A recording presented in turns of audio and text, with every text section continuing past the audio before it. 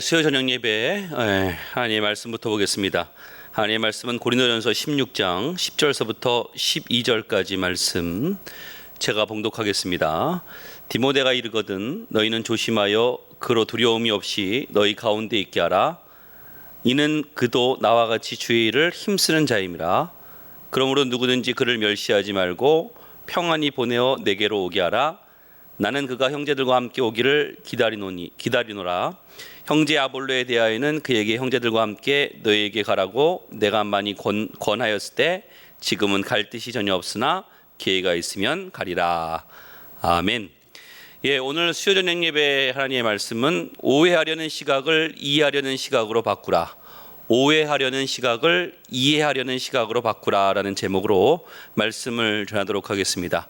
사도 바울은 지금 고린도 교회를 향해서 지금 권면을 하고 있습니다. 어떤 권면을 하고 있냐면은 지금 디모데가 고린도 교회로 가니까 디모데를 무시하지 말라라고 지금 권면하고 있어요. 이게 오늘 10절과 11절 말씀을 보시면 디모데가 이르거든 너희는 조심하여 그로 두려움이 없이 너희 가운데 있게 하라. 이는 그도 나와 같이 주의 일을 힘쓰는 자임이라. 그러므로 누구든지 그를 멸시하지 말고 평안히 보내어 내게로 오게 하라. 나는 그가 형제들과 함께 오기를 기다리노니. 그렇게 나와 있어요. 보니까 여기 보니까 너희는 조심하여 두려움 없이, 그로 두려움이 없이라는 말을 쓰고 있어요. 또 그를 멸시하지 말고 그렇게 나와 있어요. 그러니까 함부로 대하지 말라는 얘기죠. 근데 왜 사도 바울이 고린도 교회를 향해서 이런 말을 했습니까? 원래 이 고린도 교회는요, 은사도 많고 능력도 많은 교회였습니다. 또 거기에 자존심이 강한 교회였어요. 그래서 뭐 바울파다, 아볼로파다, 뭐 게바파다, 뭐 이렇게 나뉘어졌던 데 아닙니까? 근데 이 사람들 생각했어요. 무슨 생각을 했냐면은 우리 교회에 오려고 한다 그러면은 적어도 바울 정도는 돼야 된다, 그런 생각을 했던 것 같아요. 또 아볼로 정도는 돼야지 우리에게 올 수 있다, 아마 이런 생각을 했던 것 같아요. 그러니까 사역자들을 봤을 때 사역자들의 이렇게 등급을 매겨놨던 것 같아요. 어느 정도 이름 있는 사람들, 유명한 사람들, 소위 얘기하는 좀 그 당시에 거물들이 좀 와야 된다, 이런 생각을 가렸던 것 같아요. 왜 그러냐? 이 사도 바울이 사령상 지금 못 가게 되었어요. 그런데 이 사람들이 오해한 것이 무엇이냐? 이 아볼로가 와야 되는데 아볼로도 이 사도 바울로 인해 가지고 혹시 못 오는 것이 아니냐, 이런 오해를 했던 것 같습니다. 근데 이 아볼로가 못 가는 이유에 대해서 사도 바울이 잘 설명을 해주고 있죠. 12절에 보니까 형제 아볼로에 대하여는 그에게 형제들과 함께 너에게 가라고 내가 많이 권하였을 때, 권하였다라고 얘기하고 있어요. 근데 지금은 갈 뜻이 전혀 없으나 기회가 있으면 가리라, 이렇게 얘기했어요. 자신은 많이 권했지만 아볼로 자신이 갈 뜻이 없었다라고 이야기하고 있어요. 그래서 이제 오게 된 사람이 누가 오게 됐느냐? 디모데가 오게 됐어요. 그래서 사도 바울 마음속에서는 이 디모데가 갔을 때 이 젊고 한마디로 좀 어린 친구 아닙니까? 그러니까 이런 디모데를 무시하지 말라, 이렇게 권면하고 있다는 거예요. 이게 지금 고린도 교회가 처한 상황이라는 거예요. 우리도 얼마든지 이런 상황 속에 머무를 수 있습니다. 이런 상황 속에서 우리가 이런 문제를 만났을 때 어떻게 그 문제를 풀어갈 수 있는지 오늘은 그것을 두 가지로 살펴보도록 하겠습니다. 첫 번째는 오해하지 말라는 거예요. 이게 첫 번째 우리가 가져야 될 마음입니다. 고린도 교회는 파벌이 많았습니다.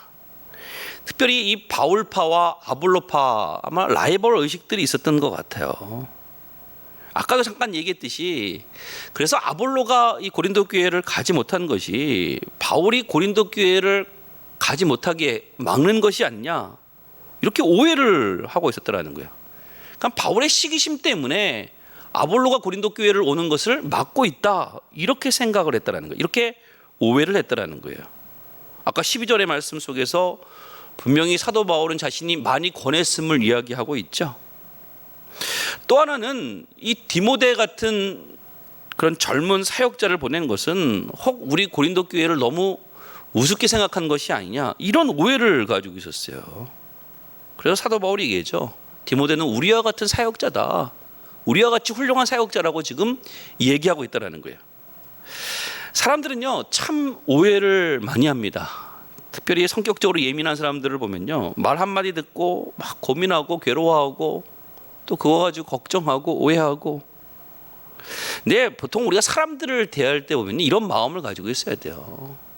우리가 사람들을 대할 때 어떤 사람들이 나에게 다가올 때 대부분은 뭐예요? 뭐 우리에게 음모를 가지고 접근하지 않거든요. 또 어떤 계획을 가지고 접근하지 않거든요. 일상생활 속에서 만날 때 보면요 별 생각 없이 만나서 대화하고 그렇습니다. 또 대화하다 보면은 이렇게 오해가 생길 수 있어요. 내가 생각한 대로 그 대화의 방향이 흘러가지 않을 수도 있어요. 오늘 세상 사는 것이 자기 생각한 대로 흘러가지 않습니다. 자기가 생각한 대로 딱딱 떨어지지 않아요. 그러면 무슨 생각하느냐? 좀 예민한 사람들은 오해를 할 여지가 있어요. 이게 무슨 음모가 있어가지고 이런 것이 아니냐, 이렇게 오해를 할 수 있다는 거예요. 그거 가지고 괴로워하고. 그러므로 우리가 먼저 가져야 될 생각은 상대방의 선의를 받아들이는 모습이 있어야 된다는 거예요. 그러니까 이 사람이 나쁜 의도로서 그렇게 이야기한 것이 아니라는 거예요. 나쁜 의도를 가지고 나에게 접근한 것이 아니라는 거예요. 이것을 받아들일 줄 알아야 돼요. 특별히 우리는 믿는 사람들 아닙니까? 그러니까 믿는 사람들의 교제권 속에서 그 사람들이 나에게 왔을 때 어떤 의도와 어떤 나쁜 의도를 가지고 우리에게 접근한 것이 아니라는 거예요. 대부분 뭐예요? 우리의 동료 아닙니까? 우리의 동료, 형제요 자매 아닙니까? 그러니까 대부분 우리에게 이야기할 때는 선의를 가지고 우리에게 이야기를 한다는 거예요. 그런데 고린도 교회는 굉장히 좀 자존심이 강한 교회였고 또 예민했던 것 같습니다. 그러니까 오해를 잘했어요. 오해를. 그러니까 이 오해를 풀어야 된다는 거예요. 그러니까 오해를 갖지 않고 선한 의도로서 우리에게 온다는 것을 우리가 받아들이고 시작을 해야 된다는 거예요. 특별히 우리나라 사람들의 성향이 이 고린도 교회 사람들의 성향과 좀 비슷한 것 같습니다. 왜냐하면 한국인들을 보면은 상처가 많은 민족이거든요. 아마 마음속에 우리가 알게 모르게 이 부정적인 마음의 뿌리가 아마 자리 잡고 있을 것 같습니다. 특별히 그 뿌리의 근원을 보면요, 일제시대 때를 보면은 우리가 식민지 지배를 받지 않습니까? 이 사람들이 뭐 우리의 물품을 뭐 약탈하고 수탈하고 뭐 이런 것 강제적으로 빼앗은 것도 있지만, 사실은 이 식민 지배를 받았을 때 가장 큰 문제는 무엇이냐면은 우리의 정신 세계를 황폐하게 만들었다라는 거예요. 처음에는 일본이 우리나라를 점령했을 때는 뭐 총과 칼로서 우리를 점령하려고 했어요. 근데 그것이 되지 않았죠. 뭐 3.1 운동이 일어나지 않습니까? 근데 이게 안 되니까 문화 정치라고 해가지고 그것을 지배하는 것을 바꿔버렸어요. 그래서 그 사람들이 노리는 것이 무엇이냐? 일본이 뭘 노렸냐면은 우리나라 사람들 마음속에 식민사관을 심어 놓으려고 했어요. 그래서 그들이 주장한 게 뭐냐면은 정체성 이론이라는 것을 주장을 해가지고 우리 조선 사람들의 그 지적인 수준이 일본의 고대 사회 또 근대 사이 그 정도의 지적 능력을 가지고 있다. 그러니까 지적 능력이 떨어지는 사람들이다. 그래서 개화를 시키러 왔다, 일본이. 이렇게 주장을 했어요. 그리고 조선시대 역사에 대해서 뭐 조선사 편수회 같은 것을 만들어 가지고 왜곡을 하기 시작합니다. 근데 그 내용을 보면요, 이런 거예요. 조선의 역사를 보면 우리나라의 역사를 이렇게 헐뜯습니다. 어떻게 헐뜯냐면은 이 조선시대 역사, 당쟁의 역사라는 거예요. 밤낮 헐뜯고 밤낮 싸웠다라는 거예요. 그래서 망했다라는 거예요. 저도 어렸을 때 이런 것들을 배웠던 것이 기억이 나요. 국사 시간에 보면 어렸을 때 보면은 항상 우리나라 사람들은 서로 당파를 지어가지고 싸웠다, 그런 얘기들을 많이 들었던 것 같아요. 근데 지금 와서 생각을 해보면요, 여러분, 당쟁이 없는 나라가 어디 있습니까? 미국도 다 싸웠고요, 영국도 싸웠고요, 일본은 내전까지 벌였습니다. 이것을 당쟁이 끊임없는 나라다 이렇게 몰아붙였잖아요. 이게 식민사관이라는 거예요. 또 그들이 주장한 게 뭐냐면은 우리가 사대주의에 빠졌다라는 거예요. 지금도 이런 얘기들을 쓰죠. 여러분, 사대주의라는 것이 무엇이죠? 저는 이렇게 생각합니다. 사대주의라는 것은 외교술이에요. 외교술. 굴복한 것이 아니에요. 그러니까 이 식민사관이라는 것이 뭐냐면 자꾸만 우리 마음속에, 우리 민족의 마음속에 부정적인 것을 심어 놓는 거예요. 그래서 한국은 뭐 뭉치지 못하는 민족이다, 한국은 콩이고 뭐 일본은 찹쌀이다, 뭐 이런 식으로. 아니 누구나 그렇죠. 자기와 의사가 맞지 않으면은 뭐 하나가 될 수 없잖아요. 갈라지게 돼 있잖아요. 어디나 그렇죠. 근데 그것을 가지고 한국 사람들의 특성이 뭐 잘 모이지 못하는 민족이다, 그렇게 밀어붙였잖아요. 이것도 오해라는 거예요. 우리나라 역사를 보십시오. 뭐 외환위기 때 뭐 금모으기 운동 뭐 그런 거 얼마나 많이 있어요. 2002년 월드컵 때 정말로 하나가 되어서 같이 응원하고 그랬던 것이 기억이 나지 않습니까? 근데 이 식민사관에 의해 가지고 많은 영향을 받았다라는 거예요. 그래서 알게 모르게 우리가 사람을 바라볼 때 이런 마음이 있어요. 순수한 눈으로 바라보지 못하고 오해의 눈으로 바라보는 경우들이 있다라는 거예요. 만약에 그 사람을 내가 신뢰해 가지고 뭐 배신을 당했거나 뭐 이랬을 때 그것을 오해하면은 이해가 되지만, 처음서부터 이런 부정적인 생각을 가지고 나가는 것은 잘못됐다라는 거예요.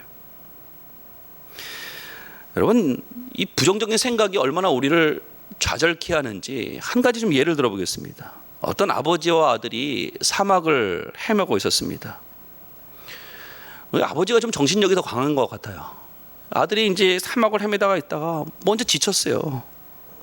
근데 자꾸 이제 아버지가 아들을 격려합니다. 조금만 더 가면은 마을이 나올 거야. 조금만 더 가면 마을이 나올 거야.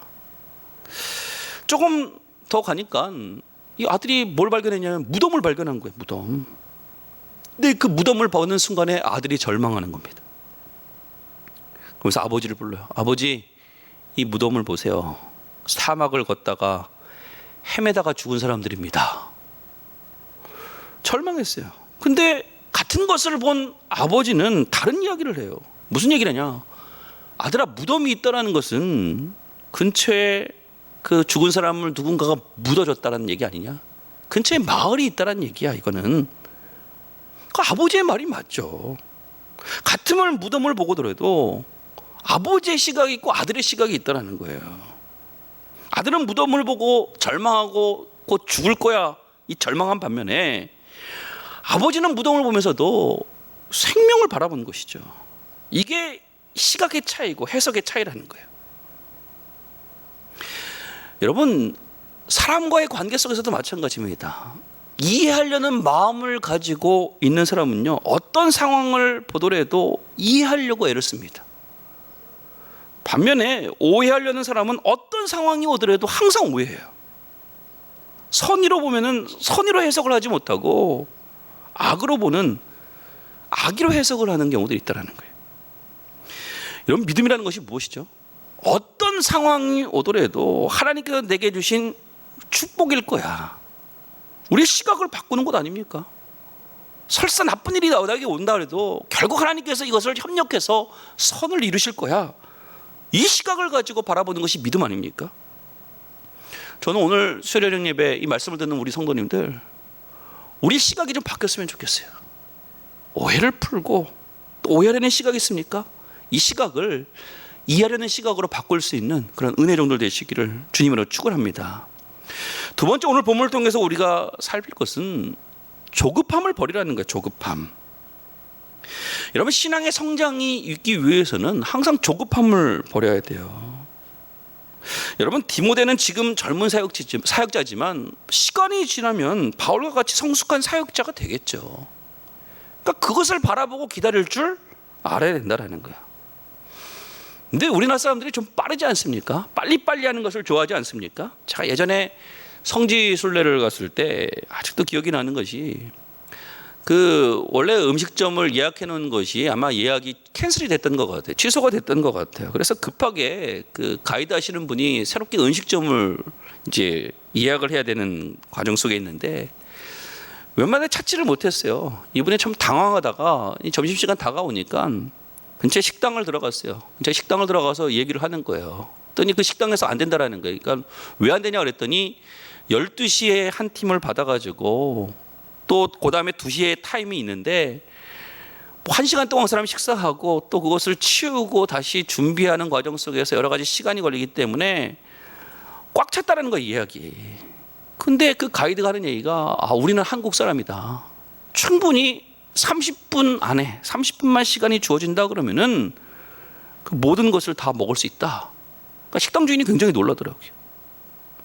그러면서 다 하는 얘기가, 가이드가 에피타이저부터 디저트까지 단 한꺼번에 달라고.